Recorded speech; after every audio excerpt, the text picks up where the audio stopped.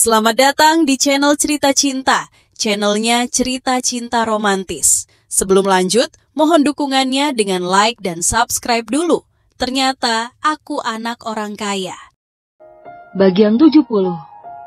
Mina yang tampaknya sadar dengan situasi ini, tidak hanya menyerahkan ponsel dengan patuh juga, tapi juga berkata ringan pada Erwin.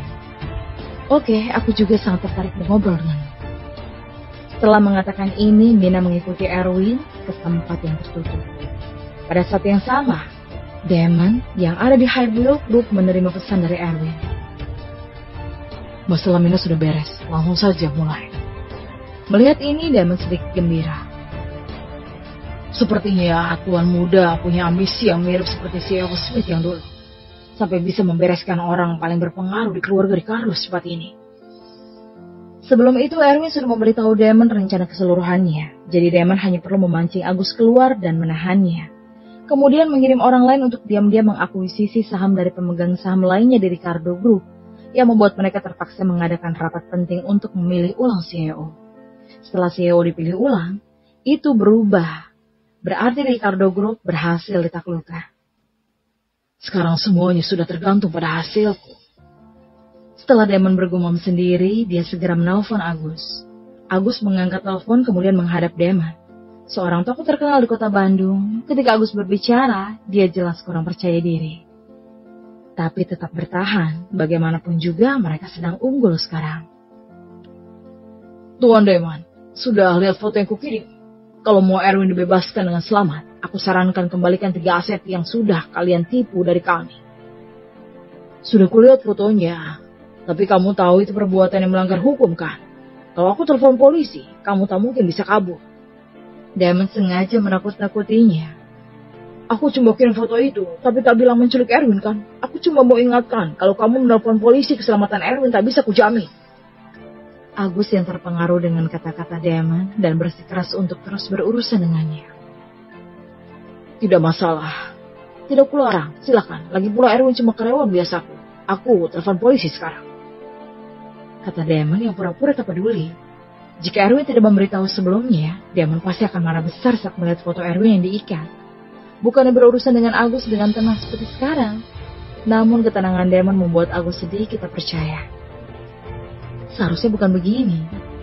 Dia lihat dari sikap terkejut dan khawatir Damon setelah melihat video palsu kecelakaan mobil Erwin beberapa hari yang lalu. Damon sudah pasti peduli dengan Erwin. Tapi sekarang kembali biasa begitu tenang. Dan itu membuat Agus bingung.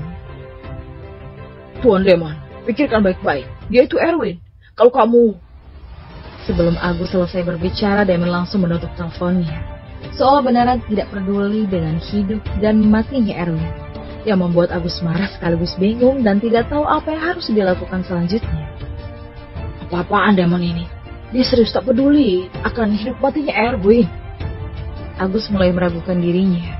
Kemudian dia menelpon Mina karena ingin mendengar pendapat dari adik ketiganya. Akan tetapi ponsel adik ketiganya mati daya. Pada saat kritis seperti ini kenapa mati daya? Agus berjalan bolak-balik sambil keringatan. Dan setelah bolak-balik beberapa kali dari ruangan konferensi, dia akhirnya tidak bisa menahan diri lagi dan menelpon Damon. Damon sengaja menunggu sebentar sebelum mengangkat teleponnya. Halo, Tuan Ricardo. Apa ada hal lain? Aku ingin diskusi tentang 3 aset denganmu. Nada bicara Agus secara signifikan lebih rendah saat ini. Tidak sekeras sebelumnya. Kenapa tidak bilang dari tadi? Dan harus mengancamku dengan keselamatan karyawanku. Datanglah ke ruang pribadi VIP nomor 302 di Dandelion Bar. Ku beri 1 jam. Semuanya akan mudah dibicarakan kalau kamu datang.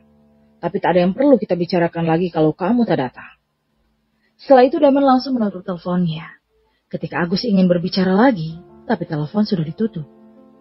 Apa aku harus ke sana? Agus tidak tahu harus berbuat apa saat ini. Adik ketiganya sudah mengingatkannya untuk diskusi di Ricardo Group dan tidak boleh keluar. Tapi dia tidak tahu kenapa harus seperti ini, karena Mina tidak memberitahunya. Apa yang harus kulakukan? Agus dengan cemas bolak-balik berjalan di ruang konferensi itu. Dia terus menelpon adik ketiganya. Tapi ponsel adik ketiganya tidak aktif.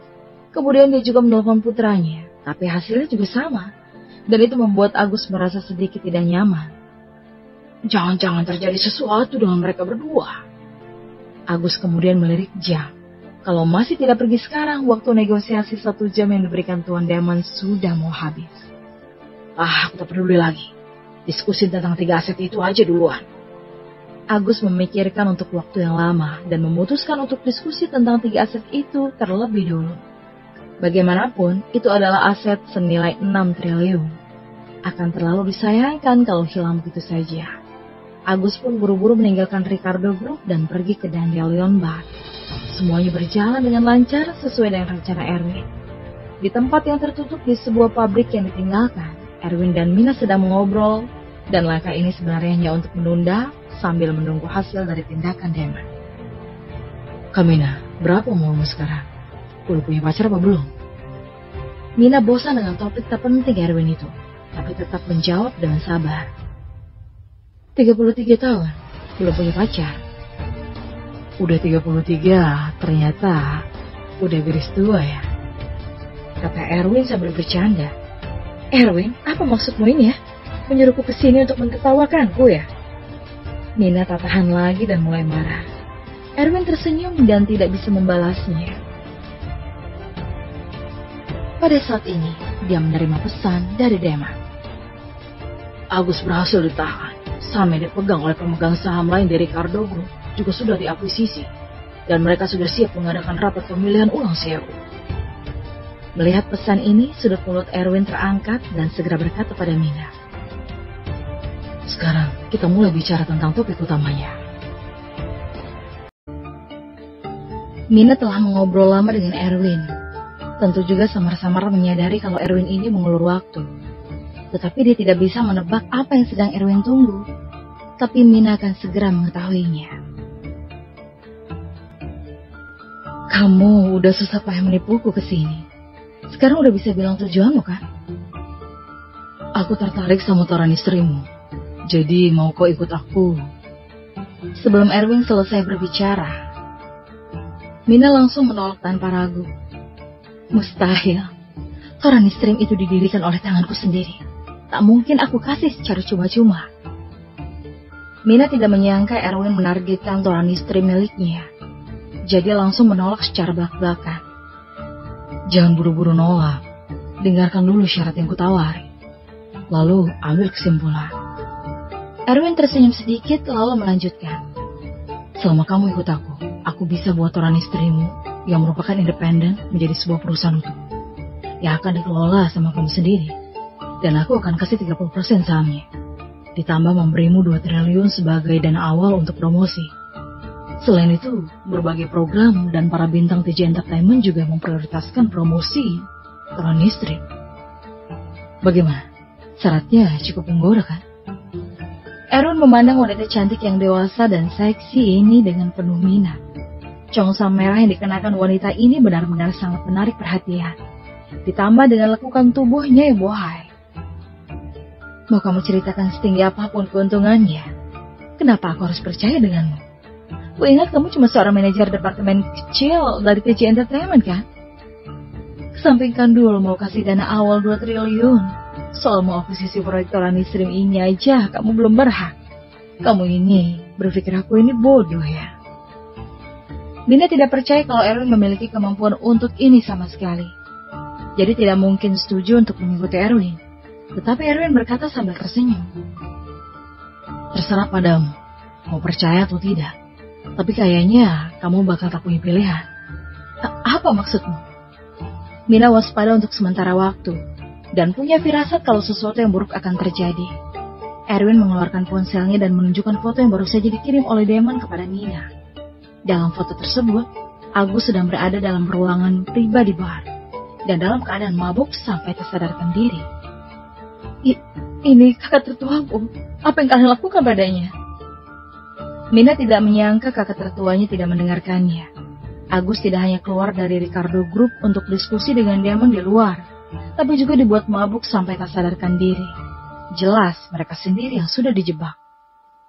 Dia cuma mabuk biasa. Jangan khawatir, akan kutunjukkan foto yang lain. Erwin tersenyum dan menunjukkan foto lain yang dikirim oleh asisten Damon yang bernama Ariel. Isi foto tersebut adalah di mana para pemegang saham Ricardo Group tampaknya bersiap untuk mengadakan rapat. Dan orang-orang dari Highbuild Group juga ada di sana. Kamu, apa yang kamu lakukan? Mina tampaknya sudah berpikir dengan hasil yang paling tidak ia inginkan, yaitu para pemegang saham sedang mengadakan rapat untuk memilih ulang CEO. Memikirkan hal ini, Mina sepertinya langsung mengerti mengapa Erwin harus repot-repot memancingnya keluar. Tanpa adanya dia dan Agus Ricardo Group, pemegang saham lainnya kemungkinan besar akan dimanipulasi oleh Damon. Kamu ingin aku mengubah Ricardo Group? Selama aku masih bernafas, kamu tak akan berhasil. Kata Mina dengan wajah dingin. Tangannya sudah mengepal erat dan jelas sangat marah hingga kehilangan ketenangannya yang sebelumnya. Tapi memikirkan Ricardo Group akan berubah, mana mungkin dia bisa tenang. Bukan tidak mungkin juga buat merubah Ricardo Group, tapi aku lebih tertarik dengan mereka yang mengadakan rapat untuk menjadikanmu sebagai CEO. Erwin tersenyum sedikit. Bukan tidak mungkin juga untuk mengubah perusahaan Ricardo, tapi Erwin lebih ingin melihat terjadinya konflik internal antara Agus dan Mina. Coba tebak, apa yang akan dipikirkan kakakmu setelah sadar dari mabuknya? Kalau adik ketiganya sendiri bekerja sama dengan orang-orang Highbuild Group untuk merebut posisi CEO-nya. Selain itu, atau aku bilang aja aku diperintahkan olehmu untuk menipu aset Betty. Mereka berdua akan membencimu. Erwin, kamu ternyata cukup kejam juga, sampai mau merusak hubunganku dengan kakak tertuaku. Mina sangat marah. Dia tidak menyangka pemuda yang terlihat biasa-biasa saja di hadapannya ini ternyata begitu kejam. Bukan hanya ingin merusak hubungannya dengan kakak tertuanya, tapi juga ingin mengubah Ricardo Group. Itu benar-benar mendorongnya ke dalam situasi putus asa. Tapi bisnis itu memang bagaikan medan perang. Kalau tidak ada yang melawan, hanya bisa mengaku kalah. Apa yang harus kulakukan agar kamu bisa melepaskan Ricardo Group? Mina benar-benar tidak berdaya saat ini. Dia tahu bahwa jika dia masih tidak berkompromi, kemungkinan besar dalam 1 jam ini Ricardo Group akan berubah, atau hubungannya dengan sang kakak akan rusak dan menjadi musuh. Kedua hasil itu adalah hal yang tidak dia inginkan. Melihat wanita cantik yang dewasa dan seksi ini mengakui kekalahannya, mulut Erwin sedikit terangkat dan berkata, "Kamu salah kalau mau melepaskan Ricardo Group. Yang pertama, aku mau kamu transfer saham Ricardo Group milikmu ke Highbuild Group tanpa syarat, sebagai harga karena sudah menguji Tuan Damon. Tuan Damon itu orangnya paling benci kalau diuji seperti itu. Dan yang kedua, ikutlah aku. Dan untuk syaratnya, seperti yang kubilang sebelumnya, kamu akan mengelola tuan istrimu sendiri." Mina sekarang sudah lumayan percaya pada kata-kata yang diucapkan Erwin sebelumnya. Pemuda di depannya ini jelas tidak sesederhana yang terlihat di permukaan. Aku akan setuju, tapi dengan syarat. Aku harus melihat dengan mataku sendiri pembatalan rapat pemegang saham. Kalau tidak, aku mati sekalipun tak akan setuju. Mina juga ingin menguji apakah Erwin ini berkuasa untuk membuat orang-orang di Highbuild Group mendengarkannya dan membatalkan rapat itu. Itu gampang. Lihat baik-baik. Erwin tersenyum kecil dan langsung melakukan panggilan video dengan Ariel, yang merupakan asisten Damon di tempat kejadian. Ariel yang ada di ruang konferensi VIP Ricardo Group langsung mengangkat panggilan video dari Erwin. "Tuan Erwin, ada perintah? Bantu aku batalkan rapat pemegang saham. Aku akan jelaskan sama Tuan Damon nanti." Erwin berkata dengan tenang, tapi nadanya tak terbantahkan sama sekali dalam kata-kata itu. "Baik, akan segera saya batalkan rapat pemegang saham." Setelah Ariel setuju, dia langsung mengumumkan pembatalan rapat sambil membiarkan panggilan videonya berlangsung. Meskipun para pemegang saham itu mengeluh, tapi mereka tetap dengan cepat meninggalkan ruang konferensi. Erwin menunjukkan itu kepada Mina sampai panggilan videonya berakhir. Kemudian baru berkata kepada Mina dengan ringan, "Bagaimana? Udah bisa setuju sekarang? Aku bahkan sudah menunjukkan ketulusanku loh." "Baik, aku setuju. Kamu itu bosku mulai sekarang," kata Mina tanpa daya. Tetapi dia samar-samar merasa bahwa nasib masa depannya mungkin akan berubah karena pemuda yang tampaknya biasa-biasa saja ini. "Jangan panggil aku bos. Hubungan kita hanya sebatas rekan. Cuma bisnis Torani Stream berada di bawah pengawasanku saja." Erwin berkata dengan rendah hati, karena dia masih tidak ingin identitas aslinya terbongkar. Tapi suasana hatinya juga lagi baik sekarang. "Ayo, pergi. Kita itu rekan mulai sekarang. Jadi tinggal dulu sebentar buat makan bersama nanti. Mina menghela nafas. Semenjak lulus dari Amerika Serikat, dia sudah menghadapi banyak lawan di kota Bandung. Tapi ini adalah pertama kalinya dia kalah separah ini. Sampai-sampai dirinya sendiri juga serasa tergadai. Tidak tahu masa depan seperti apa yang akan dihadapinya nanti.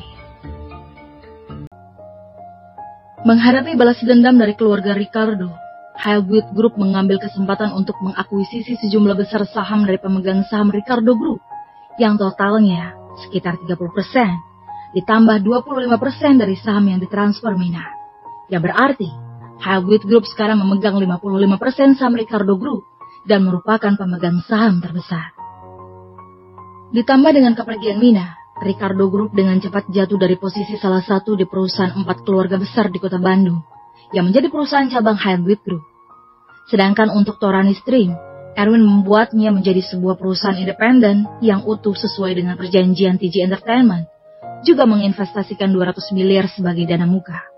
Dan pemegang 70% saham, kemudian akan menambah 1 triliun dan 508 miliar lagi nanti. Ini bisa dikatakan sebagai ekspansi bisnis TG Entertainment. Agus dan putranya juga menjadi lebih tahu diri. Sekarang, mereka harus melewati Highwood Group dulu kalau ingin melakukan sesuatu. Jika tidak, posisi CEO Agus mungkin tidak bisa dijamin. Jadi ini bisa dianggap sebagai sedikit pelajaran untuk mereka. Akhirnya keluar juga. Erwin duduk di sofa Villa Jocelyn sambil melihat-lihat berita lokal di ponselnya. Dan terlihatlah berita tentang kejadian akuisisi Highwood Group terhadap 55% saham Ricardo Group. Kejadian ini juga membuat orang-orang kota Bandung merasakan kehebatan Highwood Group. Hanya dalam beberapa hari, Ricardo Group yang merupakan perusahaan milik salah satu dari 4 keluarga besar di kota Bandung telah menjadi cabang perusahaan Highwood Group. Benar-benar memalukan sekali. Sehingga untuk sementara di kota Bandung tidak ada yang berani menyinggung Highwood Group. Erwin, beberapa hari lagi aku akan pergi. Ini tiket konserku di kota Surabaya 3 bulan nanti. Datanglah kalau aku punya waktu. Jocelyn memakai gaun tidur putih sependek lutut yang memperlihatkan 2 kaki putih mulusnya yang indah. Dia hanya datang ke hadapan Erwin dan memberikan tiket konser itu. Udah mau pergi? Erwin sedikit terkejut, lalu meletakkan ponselnya dan menoleh. Lalu kebetulan melihat wajah cantik Jocelyn yang membuatnya tertegun sejenak. Tetapi ia langsung sadar kembali kalau ternyata sudah hampir 1 bulan tinggal bersamanya. Tapi masalah tentang pembatalan pernikahan masih belum diberitahukan. Kalau sekarang masih tidak buka mulut, mungkin akan tidak sempat lagi. Erwin berpikir sebentar dan hanya bisa menggunakan perumpamaan untuk mendengar pendapat Jocelyn tentang pembatalan pernikahan dulu. Jadi dia segera bertanya pada Jocelyn dengan ragu. Jo, aku punya seorang teman yang mau membatalkan pernikahan dengan tunangannya. Apa menurutmu tunangannya bakal setuju? Setelah jeda, Erwin melanjutkan.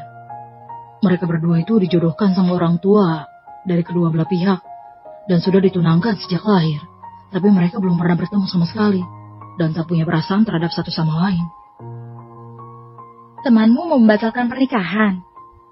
Jocelyn memeringkan kepalanya untuk berpikir sejenak dan berkata, kayaknya gak baik deh, karena sudah ditunangkan orang tua sejak lahir. Seharusnya menepati janji. Tapi temanku udah punya pacar yang dicintainya dan hubungan mereka juga sangat baik, kata Erwin dengan cemas. Kalau begitu perbuatannya salah total. Kalau udah tahu ada tunangan, kenapa menjalin hubungan asmara sama gadis lain? Bukannya laki itu brengsek banget. Kalau aku tahu siapa, aku pasti akan kasih laki brengsek seperti itu pelajaran. Jocelyn tampak sangat membenci perilaku seperti itu, dan tiket konser di tangannya juga dirembas kuat olehnya. Hati Erwin terasa dingin. Dia tidak menyangka Jocelyn akan begitu menentang pembatalan pernikahan. Untungnya dia tidak langsung bilang dengan jujur. Kalau tidak, masalah pasti akan membesar. Bersambung.